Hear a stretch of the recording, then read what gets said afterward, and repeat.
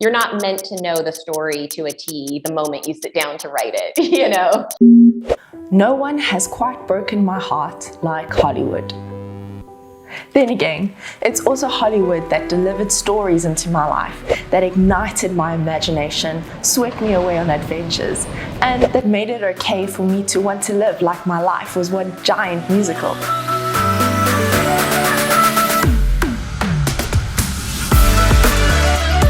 Movie magic can make you believe that you're special and that in an instant you could be the star that is born. Now that is very rarely the case in real life. Rihanna says it best. You've got to work, work, work, work, work. And even then you may not have a happy ending. For many of us who have tried to contribute by writing screenplays, we could feel like the star that was swallowed by a black hole. Man, no one has quite mastered the art of ghosting, quite like Tinseltown. I went through a couple of years of feeling sorry for myself and being sour about that. But this year I changed my attitude and I realized that it's that magic dust sprinkled on a story that often results in hope. It's what made me believe that my first screenplay had a shot. So for some quick context, I've quit the screenwriting dream numerous times over the past 7 years. But this year, I'm back at it again. 7 years. I guess there must be something that I really enjoy about the journey, even though I haven't arrived at a destination yet. I've gained some perspective over the past few years to realize that 1, my ego is now in check, and 2, I probably don't know enough to demand some real estate and showbiz in the first place. Well, at least not yet. And instead of doing the same thing and expecting a different result, this time, I'm asking for help. And if you're thinking, it's taken you 7 years to ask for help, well, I've got script coverage from screenwriting competitions, and I was part of many forums and groups that bubble with ambitious writers. But something always felt off. I've realized that help and the right help are 2 different things. Now, Naomi isn't the first person I've paid to point out my blind spots. But I'd like to think she's the first right person I've paid. And if you'd like me to make a video on how to identify the right script consultant for your screenplay, let me know in the comments. But I came across Naomi Beaty when I was doing logline research, and her free content was the epitome of solid insight that paying for a one-on-one consultation time seemed like the comfortable next step. But let me share with you what I gained from my consultation call, and if you're in the early phases of developing your screenplay, I'm sure you're going to find what I learned very valuable. If you're ready to jump to the first step, give me a thumbs up and let's get straight into it. One thing this consultation call did for me straight out of the bat was bring someone into my life who is ahead of me in the journey that I desire to venture off into. To kick off the call, she asked me to give her a bit of background on the project and how the idea came to me. Why don't you give me just a little bit of background on this particular project, how the idea came to you, what inspired it, whatever you want to talk about, just in terms of like, how did this project start for you? We could have immediately started with feedback where she could have pointed out everything I did wrong in the content that I sent through to her before the consultation call took place. But when she asked for context, it helped me relax into the moment and gave me the sense of safety and freedom because the person who I was paying to give me feedback on my notes took the time to understand what I was trying to say and why I was trying to say something in the first place. Feeling seen and heard by someone who really understands, man, this did loads for my self-confidence. I think everyone would expect some form of expert insight if they're paying for it, and I definitely got that from our consultation call. I've been going about the screenwriting process pretty much alone for the past few years, and I've had no idea if what I'm doing is right or wrong. Naomi shared helpful insight. I mean, some of the things that I always say are like, you're going to learn more from finishing 1 script than just starting 10. So the fact that you've already written 3 and you're working on your 4th, those are all good things, right? Like you have to be able to write and finish a script. And then a lot of learning also comes from rewriting. So you'll learn a lot from having finished that and then looking at it and trying to figure out, well, what's not working? What is working? What can I keep? But what do I need to change in order to make this the story that I want to tell or the best that it can be or what have you?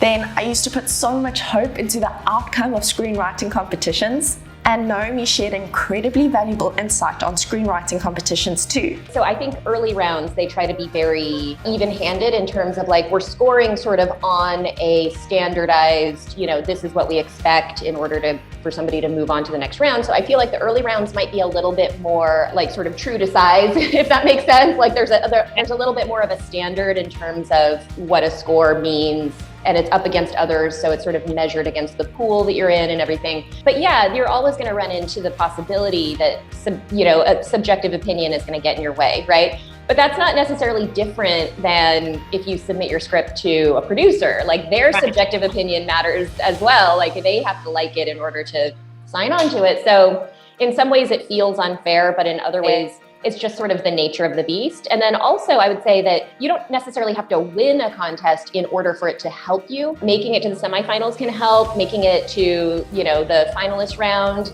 Say you make it to a finalist round, you're up in a pool of 30, right, that are finalists. Just because you don't win doesn't mean that doesn't mean anything or that you can't use it.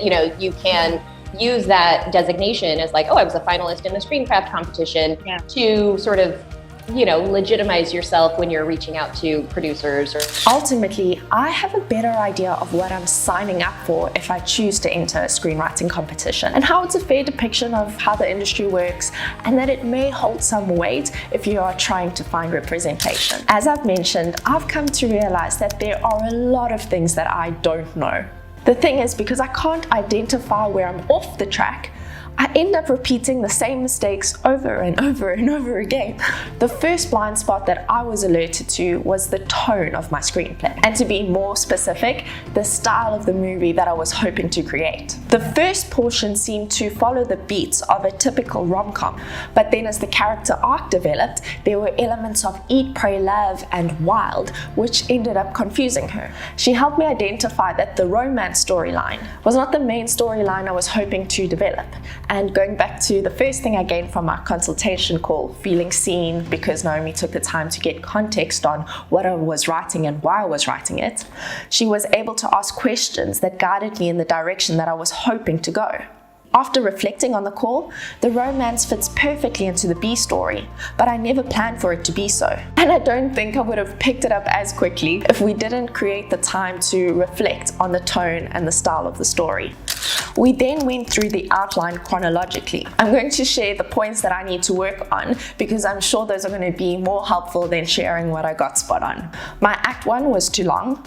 I confused some turning points for sections. You can check out my video, I'll link it somewhere, that goes into depth about what I wish I knew before I started my beat sheet for a deeper dive on this point. Then, although I only sent an outline, she encouraged me to use action words as opposed to dialogue to help move the pace forward of the screenplay. Then breaking into Act 2, I learned how important it is to connect the main goal with the mission that the lead is embarking on.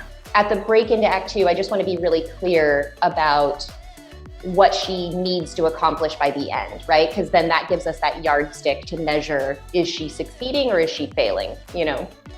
Everything that she's doing is aimed at that goal, right? It's intended to get her closer to that goal. And then we have a better way of understanding when things go wrong, what's really gone wrong? How much of a setback was that? If she, if we understand that's the goal, then if she loses her camera, we understand, oh, that's a huge problem, right? Versus if the goal is something else, losing your camera might not be as big of a deal, My beat sheet changed every day as I was preparing to send it through to Naomi, and I had serious doubts as to whether I knew what I was doing because the story evolved so much from the original idea that I had.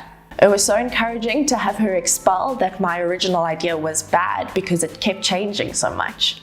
Totally normal. You're exploring your options. I think that sometimes you have to go down certain avenues until you realize it's not the right avenue before you can kind of find the right one. So I wouldn't feel bad about your story changing. You're not meant to know the story to a T the moment you sit down to write it, She reaffirmed the freedom within the developmental phase and shared examples of how she too had seen how a story evolved up to 3 times in one day. I also wasn't sure if there was such a thing as a bad theme.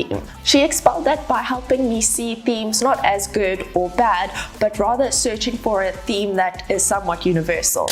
I asked Naomi what the next steps were and whether my goal of completing a screenplay in 100 days was even possible.